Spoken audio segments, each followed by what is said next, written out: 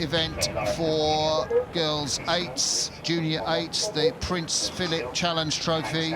2 local schools, Shiplake College on this side of the course, coached by Dan Safdari, who's coached Shiplake to a Henley win in the Jubilee Quads in 2021, and Henley Rowing Club, packed with talent on that left-hand side of the course with the dark blue blades, coached by Liam Redman. This is a really, really strong matchup.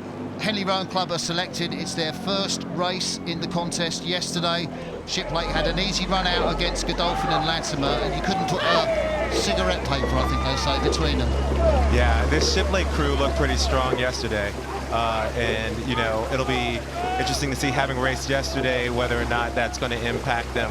Henley having this be their first race, whether they're feeling fresh and ready to go.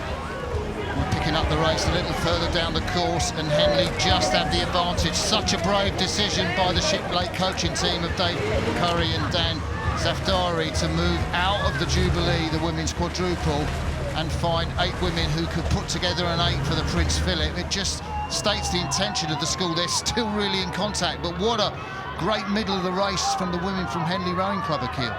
Yeah, I mean, you know, it's right here. You can see these 2 boats are battling hard.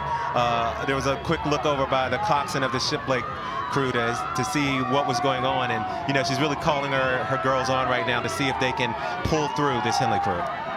This race is going to be one of the closest we've seen today, and we saw a 1-foot verdict. I'd say Shiplake are coming back into it. What a beautiful stroking by Katie Pradlova. Her first year at Shiplake, Akil. They are moving, and Henley is unable to respond right now. Oh my goodness, Shiplake have just taken a 2-foot lead over their rivals from Henley. I look down the course and there's still a long way to go in this race. What can Henley do to respond? We've got Emily Simmons and Abby Smith there, who've rowed together in the juniors, who got medals in the coupe, and they are the powerhouses in this Henley boat, and they need to really deliver now.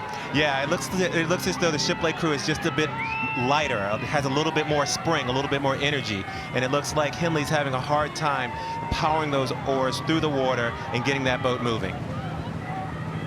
Yeah, we've got that Shiplake crew with Ellie Dowling in the 6th seat, really putting the power down. She's been rowing for 6 years.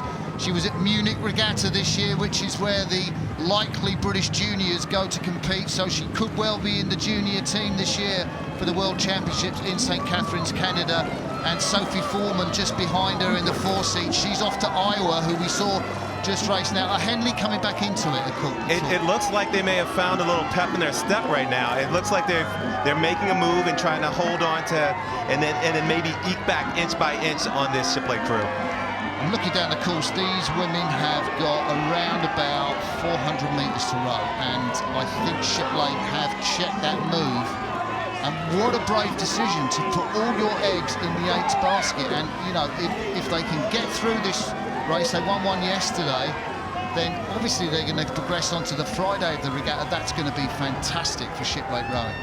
Yeah, it looks like maybe racing yesterday gave them a little bit of experience, a little bit of confidence that they needed to know that they could go out there and race this qualified crew. Yeah, and if they do win, Shiplake will go on to race Marin, I think, from San Francisco, who I saw row earlier today, thought they looked great, and that'll be a super contest, but it's not done yet.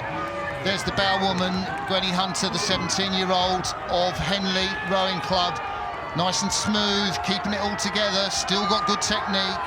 As long as you've got good technique, Akil, you've got a chance. Yeah, you know, and especially in these conditions where a puff of wind can cause a bobble. You know, we saw it before in the Folly race. So right now, they're really holding on, and there's still a chance as long as they can hold on to that technique. But it looks like the Shiplake crew has decided to turn the screws just a little bit more, make it a little bit harder, a little bit more pressure. Impressive stuff from Shiplake. That's Anna Merritt, Lara Vala, Amelia Parker, Sophie Foreman, Amelia Webstrop, Emily Dowling, Emily Oliver, Katie Pradlova, Cox, Oliver Joyner, and those women with their Cox Oliver are coming up to the finish with a 1-length margin over their rivals from Henley. It was a tight race, wasn't it? Tight from early on, but Shiplake made a decisive move. Yeah, I mean, there was definitely that change in the beginning. I thought that Henley was going to actually be able to keep moving. So Henley come over the line, but it's one length behind Shiplake. Obviously, we wait for the official verdict, but there's confirmation of the result, at least, in the Prince Phillip Challenge Trophy. Shiplake College beat Henley Rowing Club.